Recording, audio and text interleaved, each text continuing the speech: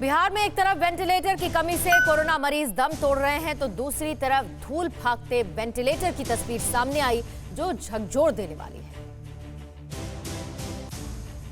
Video Bihar के सुपौल से आया है। इन 6 वेंटिलेटर्स को पिछले साल जून 2020 में लाया गया था, लेकिन 10 महीनों से रखे रखे इन वेंटिलेटर्स पर धूल जम गई है, पर मरीजों के इलाज में इस्तेमाल नहीं हो पा रहे हैं। राज्य में वेंटिलेटर्स की कमी से आए दिन संक्रमितों की मौत की खबर आ रही है। उसमें इस तरह से जंग खाते वेंटिलेटर्स की तस्वीरों ने स्वास्थ्य सुविधाओं की पोल खोल दी है। सुपौल का स्वास्थ्य विभाग इतना लापरवाह है कि पीएम केयर फंड से सदर अस्पताल सुपौल में भेजी गई 6 वेंटिलेटर मशीनें जंग खा रही हैं, लेकिन मरीजों को इसकी सुविधा नहीं मिल रही है। सुपौल सदर अस्पताल में कोरोना और दूसरे बीमारी के गंभीर मरीजों के लिए ये वेंटिलेटर्स पिछले साल आ तो गए, लेकिन अभी तक इंस्टॉल नहीं किए गए हैं। मशीनें सदर अस्पताल में पैक रखी हुई हैं। अभी तक ना तो ऑक्सीजन पाइपलाइन बिछाई गई और ना ही इसे चलाने के लिए टेक्नीशियन की ट्रेनिंग दी गई। एचआर के इशू को हम लोग विभाग को लिखे हैं, जो कि वेंटिलेटर को मैनेज कर सकें। तो टेक्नीशियन और अन्य जो एचआर की बहाली की प्रक्रिया वो भी हम लोग तुरंत शुरू करें हैं। वेंटिलेटर्स नहीं लगने से कई लोग आहत हैं, रेफर करने की वजह से अपनों को खो चुके हैं, लेकिन हालात जस के तस बने हुए हैं। कोरोना की दूसरी लहर ने भारत में कहर बरपा रखा है। इंटरनेशनल एक्सपर्ट्स के मुताबिक भारत में दुनिया का सबसे खतरनाक वेरिएंट का खतरा मंडरा रहा है, जिससे उबरने में कई साल लग जाएंगे। ये चौंका देने वाली रिपोर्ट देखिए।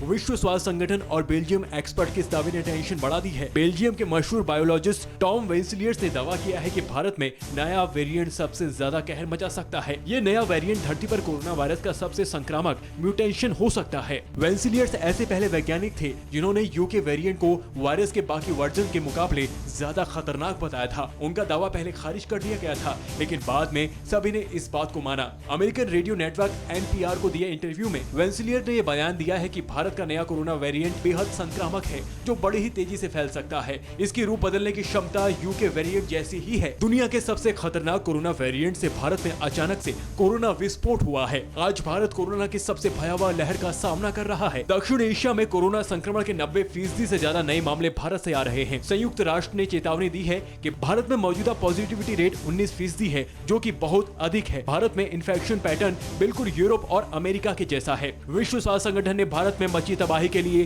कोरोना गाइडलाइंस का कड़ाई से पालन नहीं करने की वजह बताया है।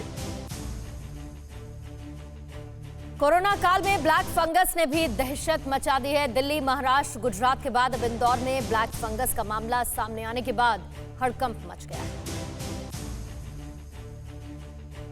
अरविंदो अस्पताल के चेयरमैन के मुताबिक इंदौर में लगातार ब्लैक फंगस के मामले आ रहे हैं, जो माइल्ड इलनेस वालों को हो रहा है। फंगस इन्फेक्शन, शुगर लेवल बढ़ने से म्यूकल फंगस भी तेजी से बढ़ रहा है। 2 दर्जन से अधिक मामले अब तक आ चुके हैं। इंदौर में मेरे अरविंदो अस्पताल में करीब 7 पेशेंट आए हैं, 7। और बेसिक इसमें प्रॉब्लम यह हो रही कि जिनको कंटिन्यूस कार्टिसोन के इंजेक्शन लग रहे हैं हाई डोज में, उनको डायबिटीज़ बढ़ जाती है और फिर उसके बाद ये फंगस जल्दी ग्रो हो रहा है। अगर समय रहते ड्राई ग्रोज नहीं किया गया तो मरीज की जान भी जा सकती है। आने वाले दिनों में ब्लैक फंगस के मामले और बढ़ने की संभावना जताई गई है। बताया जा रहा है कि कॉर्टिसोन इंजेक्शन ज्यादा लेने से ये मामले सामने आ रहे हैं। ब्लैक फंगस की जांच के लिए अस्पताल प्रबंधन ने टीम बना दी है। दरअसल कोरोना के इलाज में स्टेरॉइड और एंटीबायोटिक दवाओं का हाई डोज कमजोर प्रतिरोधक क्षमता वाले मरीजों को ब्लैक फंगस संक्रमण दे रहा है। बीते 10 दिन में भोपाल शहर के अस्पतालों में ब्लैक फंगस के 50 मरीज मिले हैं। इंदौर में भी ब्लैक फंगस से 11 मरीज मिले हैं। संक्रमण की शुरुआत साइनस से होती है, जो समय रहते इलाज नहीं मिलने पर ब्रेन तक को संक्रमित कर देता है। परवाह देश की, सोमवार से शुक्रवार रात 10 बजे TV9 भारतवर्ष पर।